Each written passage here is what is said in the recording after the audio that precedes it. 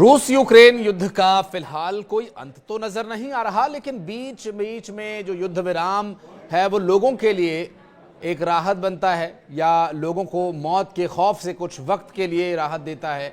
ये बहरहाल आप तय कीजिएगा, अंत में आप अपनी प्रतिक्रिया भी दीजिएगा। जिस तरह एक सिक्के के दो पहलू होते हैं, उसी तरह इस युद्ध में, युद्ध विराम में भी दोनों ही तरह के सवाल उठ रहे हैं। उन सवालों की भी बात करेंगे आगे और आप भी उस पर अपनी प्रतिक्रिया दीजिएगा। फिलहाल आपको बता दें कि जेलेंस्की ने अपने ईस्टर मैसेज में यूक्रेन वासियों से शांति की उम्मीद न छोड़ने की अपील की है। नमस्कार, मैं हूं आशीष त्रिपाठी। न्यूज़ 18 के डिजिटल प्लेटफॉर्म पर ये वीडियो आप अंत तक देखेंगे तो पहले तो आप वो सवाल भी जान पाएंगे जो इस तरह के युद्ध विरामों से उठ रहा है, और दूसरा वो ये कि अभी हाल फिलहाल में रूस यूक्रेन युद्ध को लेकर ताज़ा अपडेट्स क्या है। कहा यह जा रहा है कि हम सभी जानते हैं कि राष्ट्रपति के द्वारा जो बयान दिए गए उससे जाहिर है कि युद्ध विराम से उन्हें राहत तो मिलेगी, लेकिन क्या वाकई वो इस राहत के लिए युद्ध विराम चाहते हैं या फिर युद्ध के पीछे की जो मंशा थी वो भी कहीं ना कहीं दबी हुई है। क्योंकि ईस्टर के मैसेज में यूक्रेन वासियों से शांति न छोड़ने की उम्मीद की है जेलेंस्की ने, और कहा कि हम सब जानते हैं कि किस के लिए, रक्षा के लिए लड़ाई लड़ी जाती है, कौन हमारा साथ दे रहा है। जेलेंस्की ने यह संदेश कीव के सेंट सोफिया कैथेड्रल के समक्ष खड़े होकर दिया। शनिवार रात पुतिन ने चर्च जाकर ऑर्थोडॉक्स ईस्टर सर्विस की थी और सेना को मध्यरात्रि से यूक्रेन सीमा पर चल रही सभी सैन्य गतिविधियों को रोकने का निर्देश भी दिया था। रूस ने कहा कि जवाब में यूक्रेन को भी युद्ध विराम करना चाहिए, लेकिन उसने नहीं किया और हमले जारी रखे। दरअसल सोमवार सुबह से रूसी सेना भी हमले करेगी। जेलेंस्की ने कहा कि पुतिन ने यह घोषणा करके युद्ध विराम का संदेश देने की कोशिश की, लेकिन वास्तव में ऐसा हुआ नहीं है। कई मोर्चों पर रूसी सेना ने अपनी गतिविधियां जारी रखी और यूक्रेन को नुकसान पहुंचाया।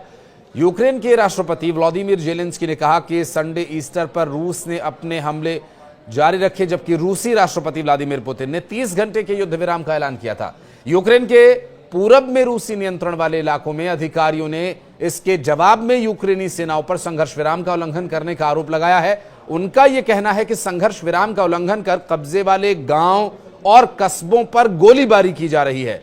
रूसी कब्जे वाले दोनेत्स्क में सरकारी समाचार एजेंसी के द्वारा नोवोस्ती के एक संवाददाता ने खबर यह दी कि रविवार सुबह उसने धमाकों की आवाज सुनी थी और उसने आगे देखा कि रूसी रक्षा मंत्रालय का कहना यह है कि यूक्रेन ने संघर्ष विराम का 1000 से अधिक बार उल्लंघन किया है। बहरहाल मंत्रालय के मुताबिक यूक्रेन के हमलों में बुनियादी ढांचे के साथ ही कुछ आम लोगों की मौत भी हुई है। मंत्रालय ने कहा कि यूक्रेनी सेनाओं ने रूसी ठिकानों पर 444 बार गोलीबारी की और उसने 900 से ज्यादा ड्रोन हमलों की गिनती की है। इनमें क्रीमिया और रूसी सीमा पर ब्रायंस्क, कुर्स्क और बेलगोरोद इलाके में हमले हुए हैं। रक्षा मंत्रालय का यह कहना है कि इसके नतीजों में आम लोगों की मौत हुई और कई लोग घायल हैं। इसके साथ ही नागरिक सुविधाओं को नुकसान पहुंचाया गया। रविवार को जेलेंस्की ने अपने एक पोस्ट में कहा कि रूस को संघर्ष विराम के सभी शर्तों का पालन जरूर करना चाहिए। संघर्ष विराम को लागू करने और मध्यरात्रि के बाद 30 दिन तक आगे बढ़ाने का प्रस्ताव अभी भी मेज पर है। इससे पहले उन्होंने कहा था कि 30 दिन शांति को एक मौका दे सकते हैं और इस दौरान उन्होंने इस ओर भी इशारा किया था कि पुतिन पहले ही 30 दिन के पूरे और बिना शर्त संघर्ष विराम के प्रस्ताव को खारिज कर चुके हैं। पुतिन ने कहा था कि ईस्टर की छुट्टियों पर संघर्ष विराम की प्रेरणा मानवीय कारण है। उन्होंने यूक्रेन से इसका पालन करने की उम्मीद करते हुए यह कहा था कि रूसी सेनाएं संघर्ष विराम के संभावित उल्लंघन और दुश्मन के उकसावों को रोकने के लिए जरूर तैयार रहें। राजधानी कीव में रविवार को आम लोगों ने इस बात पर संदेह जताया कि रूस संघर्ष विराम आगे बढ़ाने के प्रस्ताव का स्वागत करते हुए इसका पालन करेगा।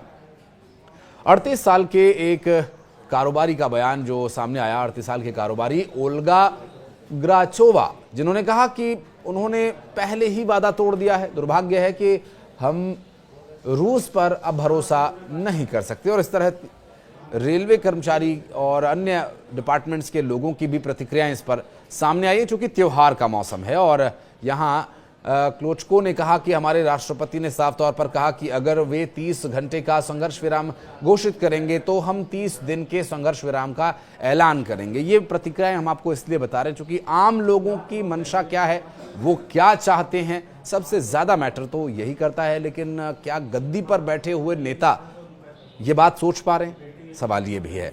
तो इस पूरे विषय पर आम लोगों की प्रतिक्रिया से साफ जाहिर है कि वो त्योहारों पर तो कम से कम शांति चाहते ही हैं।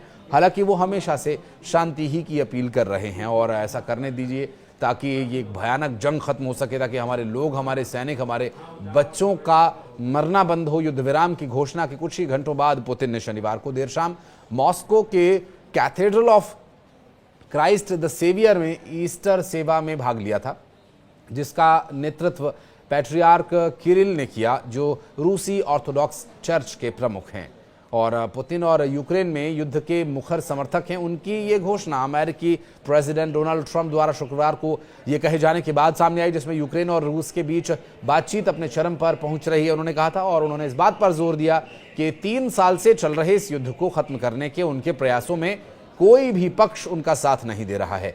जेलेंस्की ने कहा कि रूस में युद्ध को खत्म करने की दिशा में कोई वास्तविक कदम उठाने का उनका इरादा नहीं है और केवल अनुकूल पीआर कवरेज में रुचि रखते हैं। और अब वो सवाल जिसका जिक्र हमने शुरू में किया था वीडियो के, और सवाल वो ये कि क्या युद्ध विराम से शांति का रास्ता खुलेगा या फिर इस तरह के विराम के बाद और पुरजोर तरीके से हमलों को बल मिल रहा है। बताएं जरूर, इंतजार रहेगा आपकी प्रतिक्रिया का। धन्यवाद।